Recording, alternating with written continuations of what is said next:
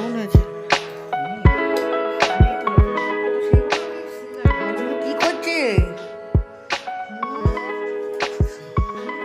Good morning, welcome back to my channel. আশা করি তোমরা সবাই খুব ভালো আছো, আমি খুব ভালো আছি।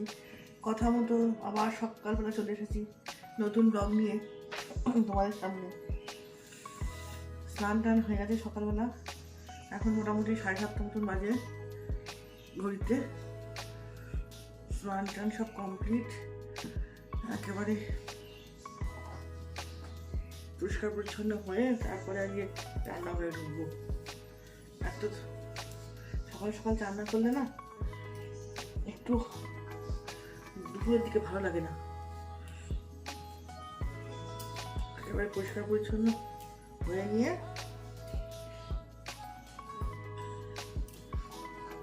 তারপরে ঢুকে যাবো।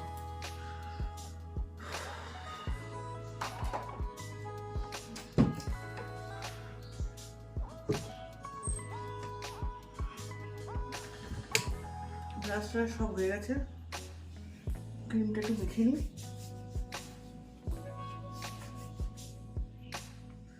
বাবা এখন ওঠেনি, বাবা উঠলে তারপরে চা করো। পড়তে যাবি?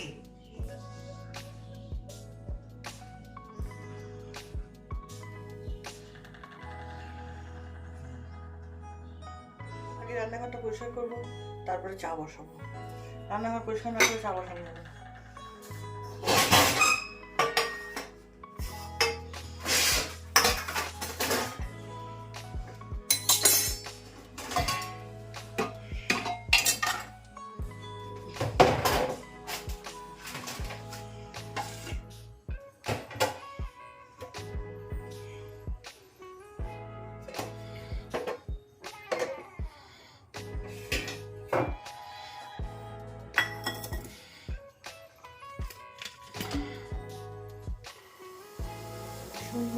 মহা আকাশে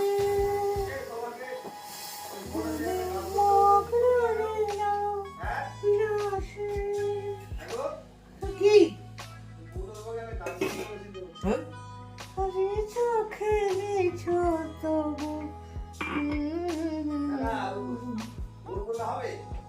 নিরজনে প্রভু নিরজনে চাটা নাও। Thank you, good morning, welcome.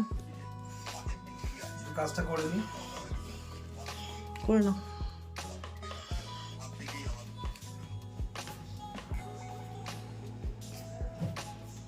না হবে না, 22-29 হবে। 22-29? 22,029। কালকে যে আগের দিন বিল ফেললে 18,000 টাকা ফেলেছি টাকা। ও তারপর সেখানে দিয়েছো না কাউকে নাকি? না না, আগে তো 8 ব্যালেন্স ছিল তোমার, তাহলে 26 হওয়া উচিত। 8 ব্যালেন্স ছিল, 8-এর থেকে আমি দিয়েছি না টিচারের মাইনে। সেটাই বলছি, ঠিক আছে। তাহলে কালকে চাপে একটা টাকা ফেলে ফেলতে হবে। মোবাইলে টাকা কেটেছে, 2,000 টাকা কেটেছে, আমি টিচারের মাইনে দিয়েছি। কি দেখছো? আমার কত কাজ থাকে বলার কথা না।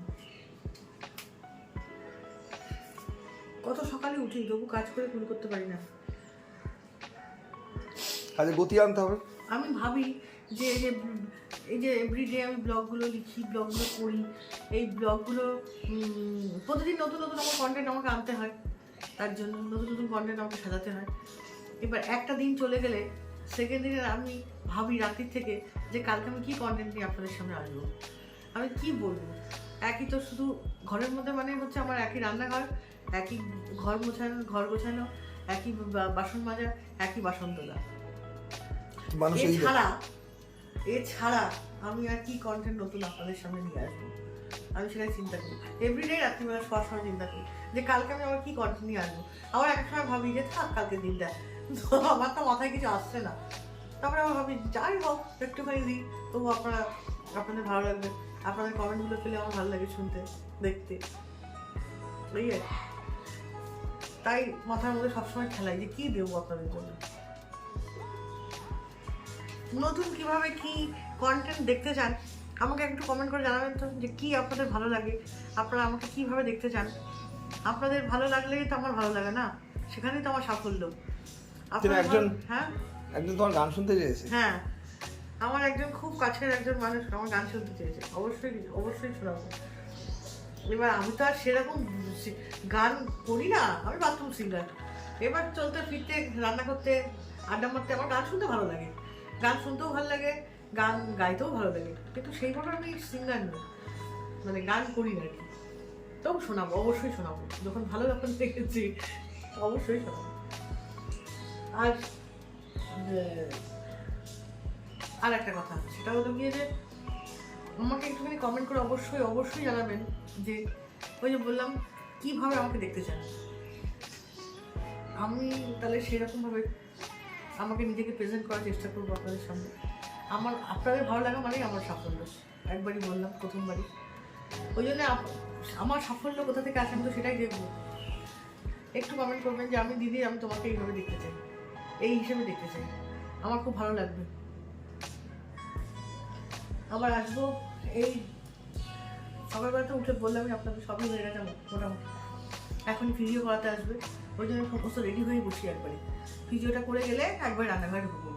আজকে একটু দোকানে যাওয়া আছে হয়তো, আবার দাদার দোকানে যেতে হবে, দাদা বলে দিচ্ছি সকালে, দেখি দেখতে হবে।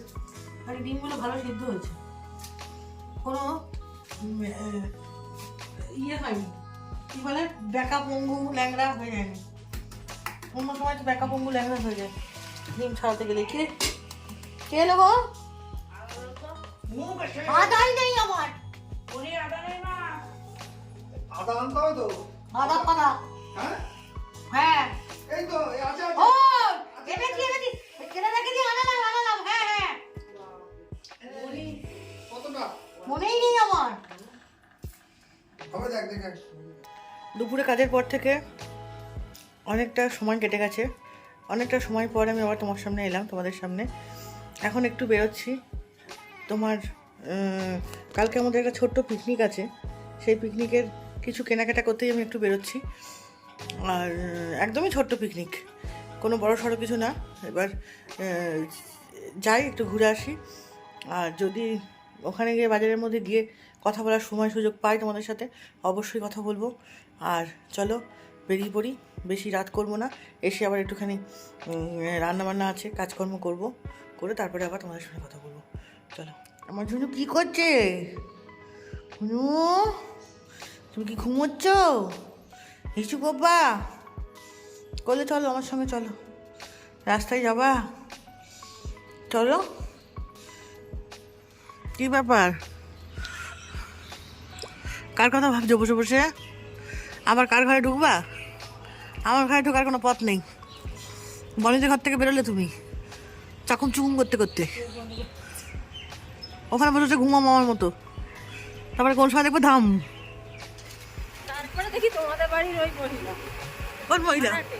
ও আচ্ছা, আমাকে বলছে কি, ও এইটা তোমার বাড়ি, আনছি এইটা বাড়ি, আনছি।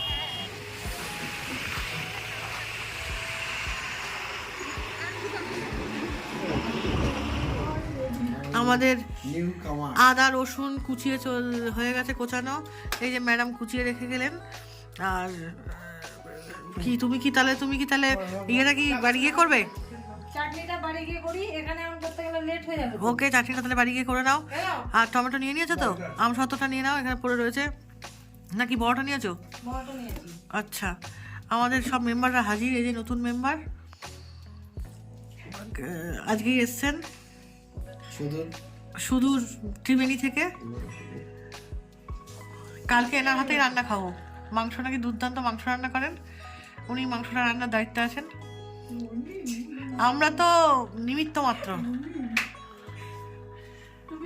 ঠিক আছে তাহলে সঞ্জিতা, মাংসটা তুমি কিন্তু ম্যারিনেট করে দিও।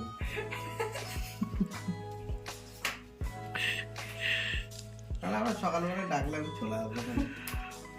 আসো বাবা। কোথায় ঘুমাবি? কোথায় ঘুমাবি? দাদার কাছে না বুয়ার কাছে? বুয়া গেলে যদি শোয় তাহলে তুই সকালে চলে আসবে আমার এখানে। বাবা ও তো সকালে যা উঠতে পারে না ও কে উঠতে পারে? বিশ্বনাথ কটার সময়? দাদু উঠতে পারে? নে ঠেলা পারে না শোনো, সকালে উঠতে পারি না বাড়িতে ঠিকই, কিন্তু কোথাও গেলে পারে ঠান্ডার জায়গায় ওখানে সবার আগে কি হয়েছে মনে আইসক্রিম আমি খাবো আমি খেয়ে নিয়ে বলে খাবো না না না, তাহলে তুই সকালে উঠে চলে না, আমি আর আমি দিস না। মাংস রাতের বেলা তুই আজকে আমার শেষ করে ফেলবে বুঝলি? পাখির জন্য চলুন একটা পিকনিক করে আসি আমরা। এই যে শীত পড়েছে, এই শীতে তো পিকনিক করার একটা উপযুক্ত মোক্ষম সময়, কি বলেন? আমরা শীতে পিকনিক করতে প্রত্যেকে ভালোবাসি। জন্ম শহরে,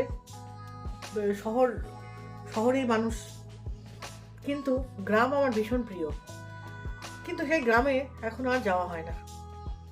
আগে গ্রামে যেতাম, দাদুর বাড়ি ছিল, বাবা মা বেঁচে ছিল, মামার বাড়ির সবাই ছিল, প্রত্যেকে মিলে আমরা একটা গ্রামে পিকনিক করতে যেতাম, কারণ সেখানে দাদুর বাড়ি ছিল। সেখানে গিয়ে উঠতাম, দাদু কত কিছু সাহায্য করতো, কিন্তু কোনোদিন দিদাকে দেখিনি আমি সেইভাবে আমাদের সঙ্গে যেতে। আচ্ছা চলুন একটা কাজ করি, সেই কাজটা করতে করতে আমরা আপনাদের সঙ্গে কথা বলি। পিকনিক করেছি অনেক, এবং সব মামার বাড়ির সঙ্গে, বাপের বাড়ির লোকের সঙ্গে, কিন্তু এখন আর সেই সব আর হয় না। এখন আর বাপের বাড়ির লোকের সঙ্গে পিকনিক হয় কোথায় বলুন? তবে শুনেছি কেন বলছি, আমি উপভোগ করেছি গ্রামকে। এই গ্রাম, দাদুর যেহেতু বাড়ি ছিল গ্রামে, সেহেতু প্রত্যেক বছরই আমরা এই গ্রামে একটা পিকনিক করতাম। সেখানে আমরা, আমার মামার বাড়ির বলুন, মাসিরা বলুন বা আমরা বলুন, প্রত্যেকেই দল বেঁধে যেতাম সেই পিকনিকটা করতে। তখন ভীষণ আনন্দ হতো, কি আনন্দ! কিন্তু এখন আর সেই পিকনিকের মজা বা রেশ কিছুই নেই। ওই জন্যে এখন যা পিকনিক আমাদের সমস্ত বন্ধু বান্ধবদের সঙ্গে, সেই সমস্ত বন্ধু বান্ধবদের সঙ্গে পিকনিক করতে করতে এখন আর নিজের মানুষের সঙ্গে পিকনিক করাই হয়ে ওঠে না। আর হবে কি, কাউকে বলতে বলতে, কাউকে জোগাড় করতে করতে দিন কেটে যায়, বুঝলেন? কেউ আর গা করে না। এখন সবাইকে নিয়ে গুছিয়ে তাই জন্য আর কিছু হয় না। তার জন্য এখন কি হচ্ছে, ওই সব আত্মীয়দের সঙ্গে সম্পর্ক, আত্মীয়তাও কমে যাচ্ছে। এদিকে সমস্ত বাইরের লোকের সঙ্গে আত্মীয়তা বেড়ে যাচ্ছে, তারাই এখন মনে হয় সবসময় নিজের হয়ে উঠছে। কারণ একটা পিকনিক অ্যারেঞ্জ করতে গেলে একজনের ক্ষেত্রে তো সম্ভব নয়, অনেকে মিলে করতে হয়।